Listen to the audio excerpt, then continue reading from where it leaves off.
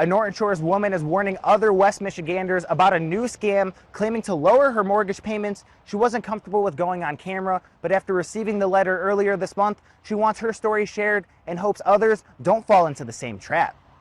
Residents of Norton Shores and all of Michigan need to start looking at their mail a little bit closer. Noelle, a Norton Shores woman, received this letter from what she thought was her bank, claiming an opportunity of a special mortgage adjustment, lowering her payments through the 2025 CARES Act Homeowners Care Assistance. The problem?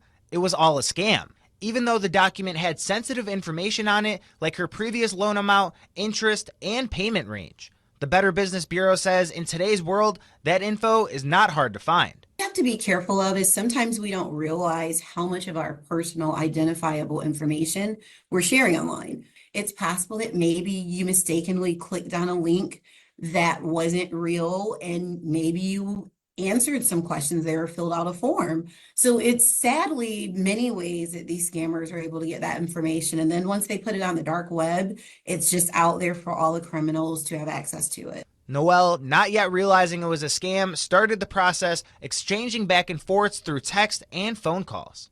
These are examples of those messages she gave us permission to show. And one of those exchanges, the scammer was asking for documents, including a mortgage statement, a utility bill, and a pay stub. The exchange is something to look out for. So as soon as you get a text message that's claiming to be a legitimate agency from the government or any sort of mortgage lender, that should be an initial red flag. No professional company usually is reaching out to you the first way, especially via text message.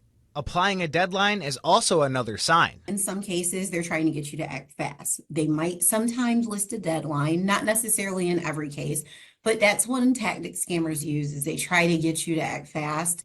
Noelle, after realizing things seemed too good to be true, told me she reached out to a United States Department of Housing and Urban Development agency, which told her it was a scam, citing there was no such thing as a 2025 CARES Act, which is one of the ways the BBB says to take matters into your own hands.